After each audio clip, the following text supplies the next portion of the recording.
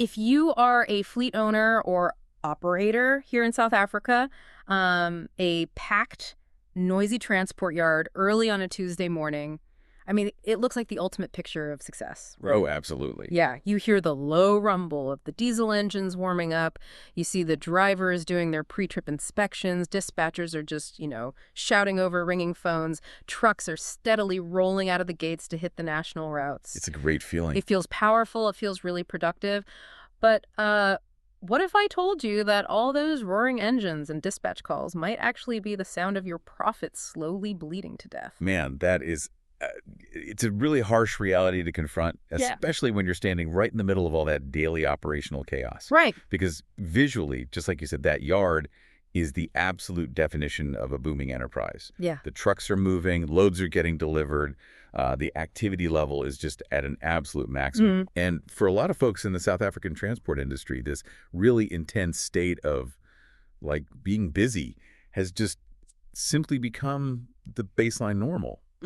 But actually building sustainable, measurable profit, that has not become normal. Okay, let's unpack this. Yeah. We are dedicating this deep dive to some recent, honestly incredibly eye-opening insights from Greystride. Yeah, these are fascinating. They really are. They focus specifically on the transport and logistics sector here in South Africa, and they have highlighted this profound industry-shifting reality that just completely contradicts that standard picture of success we just talked about.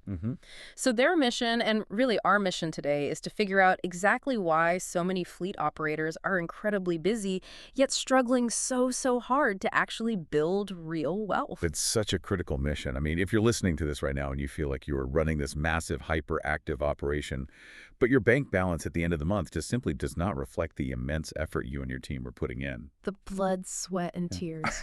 Exactly. We need to validate that right out of the gate. You are not alone. It's a systemic issue. And we're going to explore exactly why that disconnect happens and, why the visual of the busy yard is masking a much deeper structural problem. I think before we can even begin to talk about solving this problem, we have to really understand the specific trap that fleet owners are falling into. Right.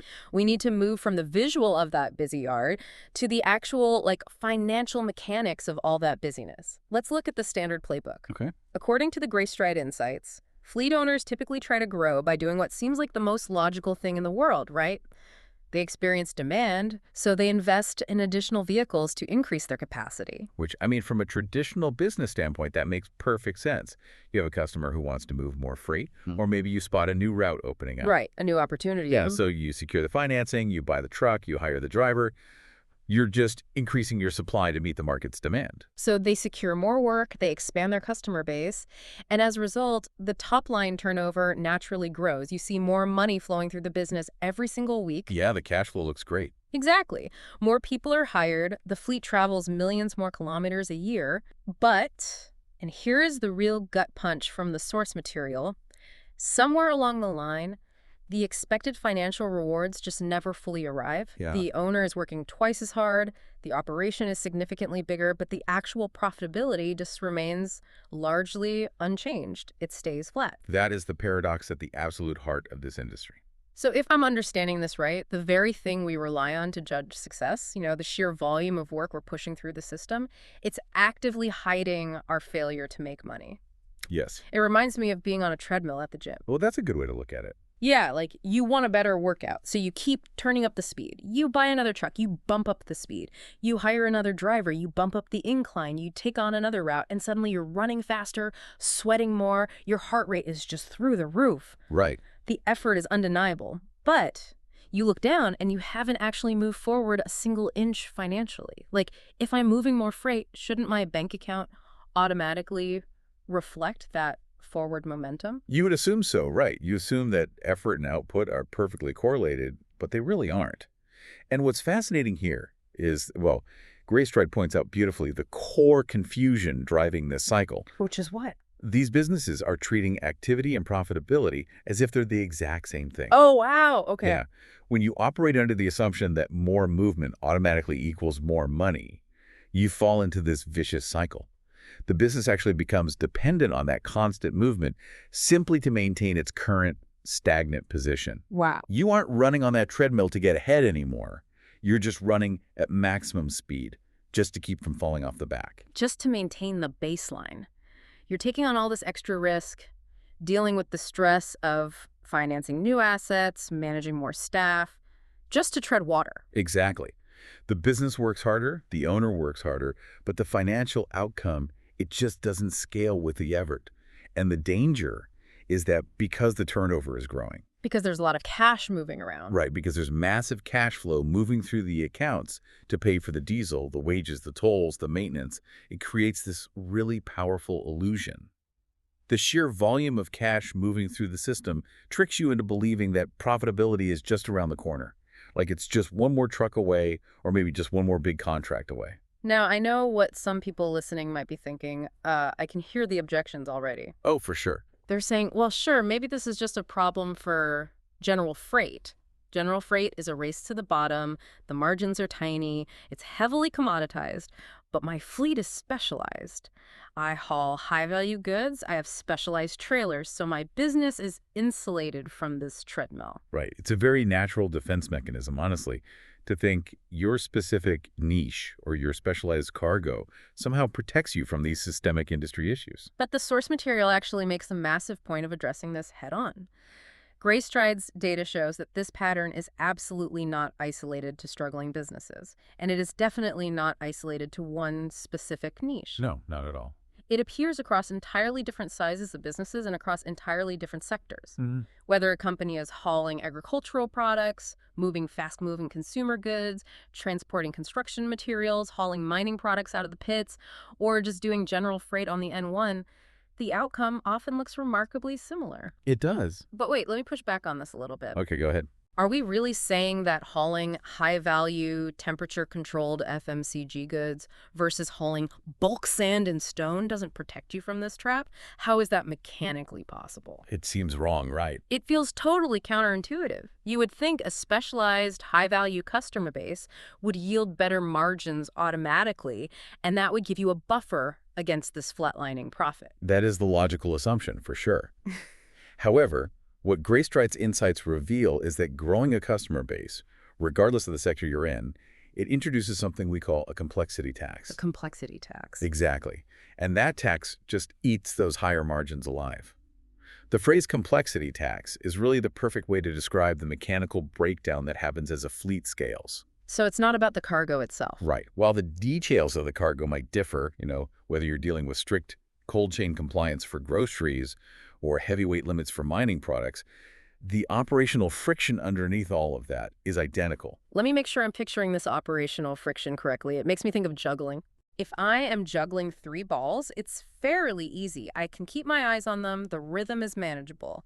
But if I decide to add a 4th ball, or in this case a new truck or a new route, the difficulty doesn't just increase by 33%, the complexity multiplies. Right. Yes. My hands have to move exponentially faster to manage all the new intersections and potential collisions in the air. That juggling analogy just hits the nail on the head. Yeah. Let's look at the actual mechanics of what happens when you add that 4th ball or that next truck. Okay. Every additional truck requires more management from your controllers.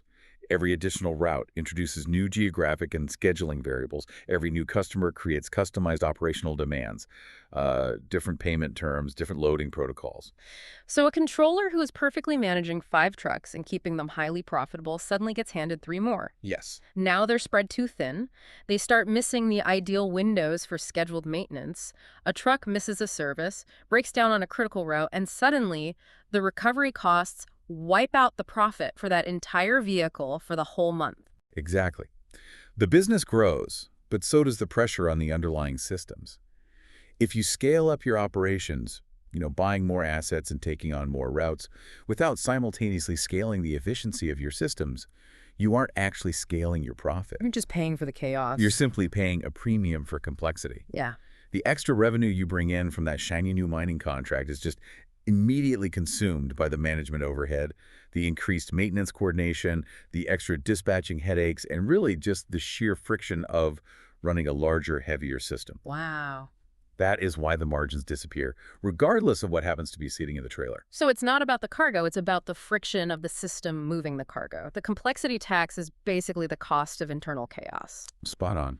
But that leads us to a really baffling question. If this complexity tax is eating the profits across all these different sectors and doing it so consistently, why don't smart, experienced fleet owners see it happening immediately? Yeah, that's the big question.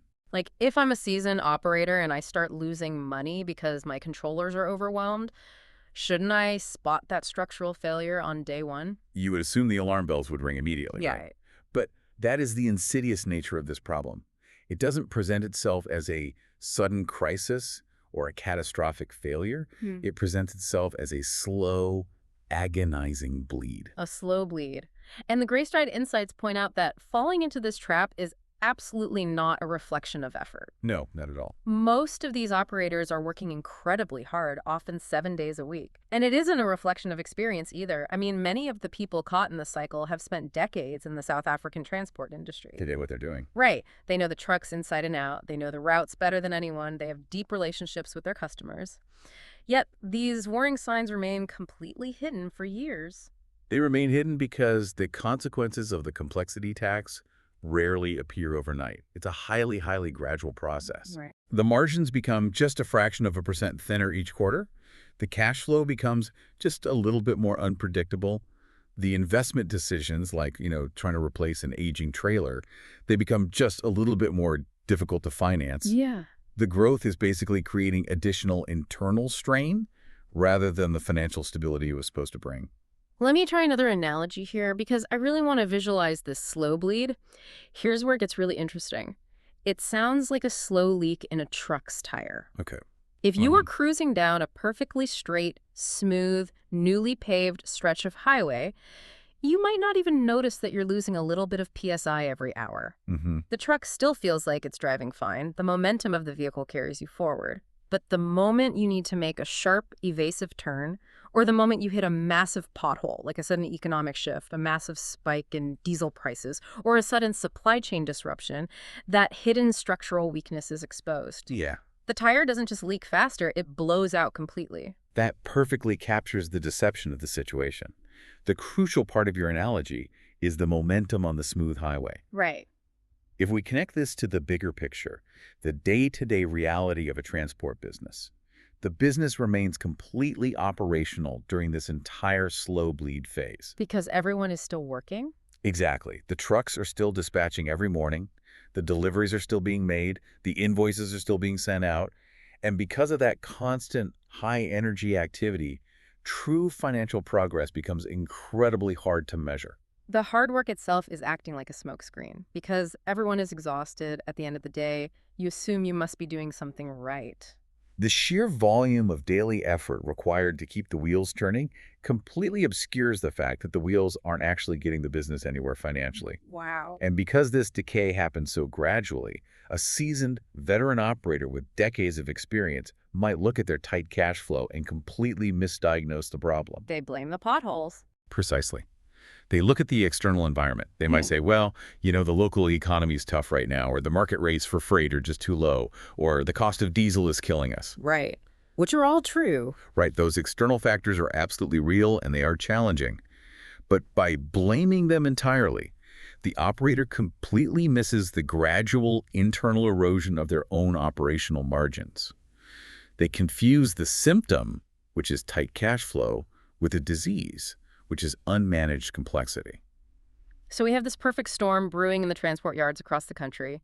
We have the illusion of activity looking like profitability, tempting owners to just keep adding capacity. We have the complexity tax eating away at margins across every single sector, proving that you can't just out-niche the problem.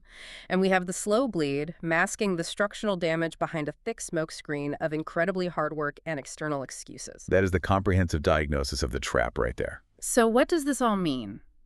We've diagnosed the symptoms, and we have identified the blind spots. Now we have to pivot. We have to look at the root cause of all this. Because if working harder isn't the answer, and securing bigger contracts isn't the answer, and buying more trucks isn't the answer, what is? This brings us to the most crucial and transformative part of the insights from Greystride. Okay. When you see the exact same pattern appearing across entirely different businesses, operating in different sectors with completely different fleet sizes, it points to something much deeper than individual circumstances. It isn't just bad luck. It isn't just one poorly negotiated contract. It's a systemic failure. Yes, the source makes a really profound statement. It suggests the root issue is not the amount of work being done. The issue is the way the business model converts that work into results. Okay, the business model. Yeah, many transport businesses become exceptionally good at staying busy. Far fewer become equally effective at converting that busyness into sustainable profitability. So let's break this down for the listener. If I'm a fleet owner listening to this on my way to the depot, does this mean I should actually stop taking on new loads? Should I be shrinking my fleet to try and find profitability? Are we saying that growth is inherently bad? Because, I mean, that goes against every single instinct an entrepreneur has. No, not at all. And this raises a vital question about how we actually define growth. Right. Growth itself is not the enemy. You don't need to inherently shrink your fleet to survive. The bottleneck is the business model.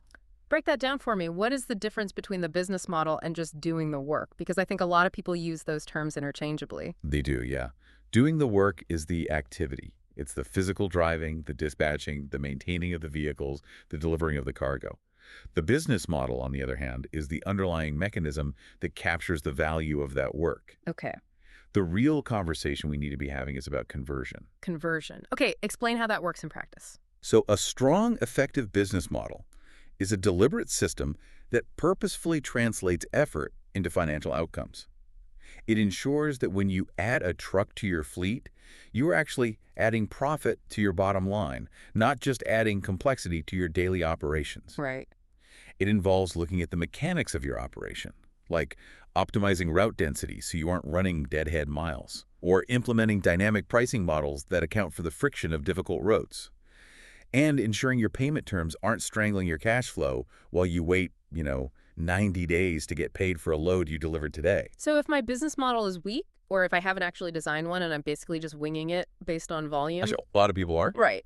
What am I actually doing with all this money flowing in from clients? You are simply acting as a clearinghouse for funds. Ouch. Yeah. The money comes in from the client at the top of the funnel, and it immediately flushes out the bottom to pay for fuel, driver wages, tolls, and management overhead, leaving absolutely nothing behind for the business itself. A busy pass-through for cash. Wow. I'm taking on all the stress, all the liability of moving heavy freight across South African roads, dealing with all the risk, but capturing none of the margin. Exactly. Greystride is challenging fleet operators to fundamentally reevaluate how their specific model captures value. Yeah. It is a massive shift in mindset. Yeah, it really is. It's moving away from asking, how can we move more freight, to asking, how effectively are we converting the freight we already move into bottom-line profit? Right. If your internal conversion mechanism is broken, if the complexity tax is eating your margins, pouring more volume into the top of the funnel will only increase the pressure on your systems. It will not increase the profit in your bank account. That completely flips the conventional wisdom on its head. It changes how you look at every single operational decision. Absolutely. Like if a client offers you a new contract, you stop just looking at the top line revenue it will generate. You start heavily scrutinizing the complexity it will add to the model. Yes. You ask, do we have the systems to manage this without our controllers dropping the ball on our existing highly profitable routes? Precisely. You start measuring success not by how full the yard is or how many trucks are out on the road, but by how healthy the balance sheet is. Which is hard to do. It's incredibly difficult. It requires stepping back from the daily grind, which, as we know, is so hard when the phones are ringing and a truck is broken down on the side of the road. Yeah. But you have to objectively analyze the structural integrity of how your business actually makes money. This has been an incredibly eye-opening journey. Let's do a quick recap of the mechanics we've unpacked today for the South African fleet owners and operators listening. Great idea. We started with that deceptive allure of the busy dispatch yard, that powerful illusion that high activity equals high profitability. We talked about the treadmill effect, where you run faster and take on more risk just to stay in the exact same financial place. We explored the hidden mechanics of the complexity tax, using the juggling analogy to prove that whether you haul specialized FMCG or bulk mining materials, scaling up your capacity without scaling your efficiency just multiplies internal friction and eats your margins. We also unpacked the danger of the slow bleed. how the momentum of constant, exhausting hard work creates a smokescreen. It leads veteran operators to blame external economic factors while completely missing the internal decay of their own operational margins. And finally, we arrived at the ultimate realization. It is the business model's ability to capture value and convert work into results, not the sheer volume of work itself that dictates true success. It's about moving from being a busy pass-through for cash to a machine that purposefully generates profit. It is a fundamental rewiring of how to view a transport operation. And I want to leave our listeners with a final lingering challenge drawn directly from these Greystride insights. Okay, let's hear it. It's a thought to carry with you into tomorrow's operational chaos. We know that every single transport company wants more loads, more customers, and more growth. That ambition is natural, and honestly, it is necessary for survival. Right. But as you look out of your yard tomorrow morning, as you watch the trucks roll out the gates and listen to the dispatch phone start ringing off the hook, you need to ask yourself the real uncomfortable question. Which is? Is your business actually becoming financially stronger as those things increase, or are you just building more pressure into a system that is bleeding you dry? Because if you don't know the answer to that specific question, that beautiful busy yard you're looking at might not be a picture of success at all. It might just be the picture of a very loud, very expensive treadmill. Keep that in mind the next time you think about adding another truck to the line. Until next time, keep digging deeper.